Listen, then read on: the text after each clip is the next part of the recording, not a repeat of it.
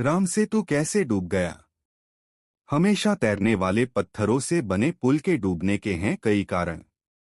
रावण पर विजय के लिए जब भगवान राम को लंका जाना था तो उनकी वानर सेना में शामिल नल नील ने पानी पर तैरने वाले पत्थरों की मदद से समुद्र पर पुल बनाया। अब ये पुल पानी के अंदर डूब गया है।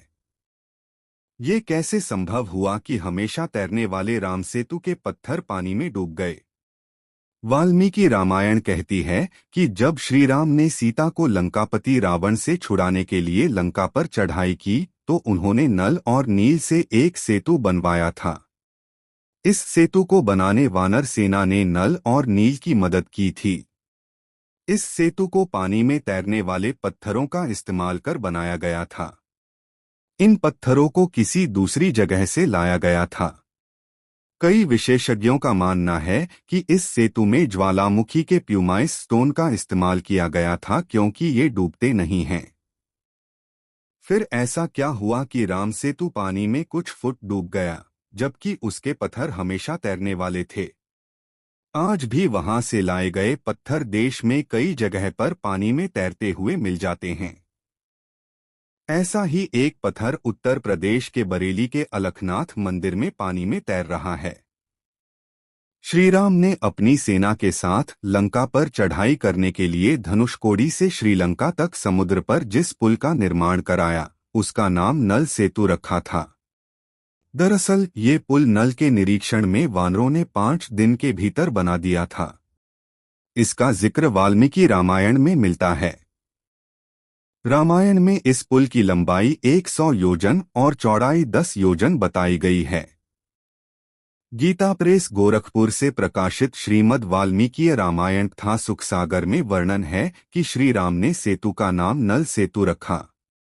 महाभारत में भी श्री राम के नल सेतु का जिक्र आया है। धनुषकोडी को ही क्यों चुना गया? वाल्मीकि रामायण में जिक्र है कि 3 दिन की खोजबीन के बाद श्री राम ने रामेश्वरम के आगे समुद्र में वह स्थान ढूंढ निकाला जहां से आसानी से श्रीलंका पहुंचा जा सकता था। उन्होंने नल और नील की मदद से उस स्थान से लंका तक पुल बनाने को कहा। दरअसल धनुषकोडी ही भारत श्रीलंका के बीच ऐसी जगह है जहां समुद्र की गहराई नदी के बराबर है। धनुषकोडी भारत के तमिलनाडु के पूर्वी तट पर रामेश्वरम द्वीप के दक्षिणी किनारे पर एक गांव है। धनुषकोडी पंबन के दक्षिण पूर्व में है। धनुषकोडी श्रीलंका में तलैमन्नार से करीब 18 मील पश्चिम में है। इसका नाम धनुषकोडी इसलिए है कि यहाँ से श्रीलंका तक वानर सेना ने जो पुल बनाया था उसका आकार धनुष के जैसा है। इन सभी इलाकों को मन्नार समुद्री क्षेत्र के तहत माना जाता है। कहाँ कहाँ है राम सेतु का जिक्र? वाल्मीकि रामायण में कई प्रमाण हैं कि सेतु बनाने में उच्च तकनीक का इस्तेमाल किया गया था। कुछ वानर बड़े बड़े पर्वतों को यंत्रों की मदद से समुद्र तट पर ले आए थे। कुछ वानर 100 योजन लंबा सूत पकड़े हुए थे, यानी पुल के निर्माण में सूत का इस्तेमाल कई तरह से किया जा रहा था। कालिदास ने रघुवंश के 13वें सर्ग में राम के आकाश मार्ग से लौटने का वर्णन किया है। इस सर्ग में श्री राम का माता सीता को राम सेतु के बारे में बताने का वर्णन है। स्कंद पुराण के 3, विष्णु पुराण के 4, अग्नि पुराण के 5वें से 11वें और ब्रह्मा पुराण में भी श्री राम के सेतु का जिक्र किया गया है। विज्ञान राम सेतु पर क्या कहता है? अमेरिकी अंतरिक्ष एजेंसी नासा ने 1993 में धनुषकोडी और श्रीलंका के उत्तर पश्चिम में पंबन के मध्य समुद्र में 48 किलोमीटर चौड़ी पट्टी के रूप में उभरे एक भूभाग की उपग्रह से खींची गई तस्वीरों को दुनिया भर में जारी किया। इसके बाद भारत में इसे लेकर राजनीतिक विवाद शुरू हो गया था। इस पुल जैसे भूभाग को राम सेतु कहा जाने लगा। राम सेतु की तस्वीरें नासा ने 14 दिसंबर 1966 को जेमिनी 11 से ली थीं। इसके 22 साल बाद ISS-1A ने तमिलनाडु तट पर रामेश्वरम और जाफना द्वीपों के बीच समुद्र के भीतर भूमिभाग का पता लगाया। फिर उसकी तस्वीरें लीं।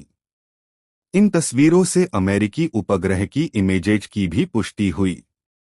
अमेरिकी पुरातत्वविदों ने भी की जांच।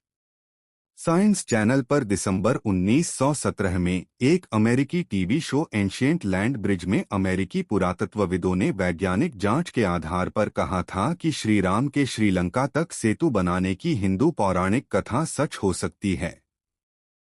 भारत और श्रीलंका के बीच 50 किलोमीटर लंबी एक रेखा चट्टानों से बनी है। ये चट्टानें 7000 साल पुरानी हैं। वहीं जिस बालू पर ये चट्टानें टिकी हैं, वह 4000 साल पुरानी है।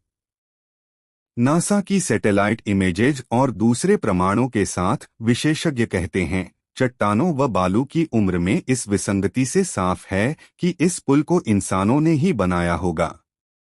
बता दें कि सबसे पहले श्रीलंका के मुसलमानों ने इसे आदम पुल कहना शुरू किया था। फिर ईसाई इसे एडम ब्रिज कहने लगे। समंदर में कैसे डूब गया राम सेतु? राम सेतु के समुद्र के पानी में कुछ फुट नीचे डूब जाने के दो पहलू हैं। इनमें एक धार्मिक और दूसरा प्राकृतिक है। राम सेतु पर अब तक दुनिया भर के शोधकर्ता कई अध्ययन कर चुके हैं। कई शोध में कहा गया है कि 15वीं शताब्दी तक इस पुल पर चलकर रामेश्वरम से मन्नार द्वीप तक पहुंचा जा सकता था। बाद में इस पुल के पानी में डूबने के वैज्ञानिक कारणों में बताया जाता है कि तूफानों ने राम सेतु की जगह पर समुद्र को कुछ गहरा कर दिया। वहीं 1480 में चक्रवात के कारण ये पुल टूट गया। फिर समुद्र का जलस्तर बढ़ने के कारण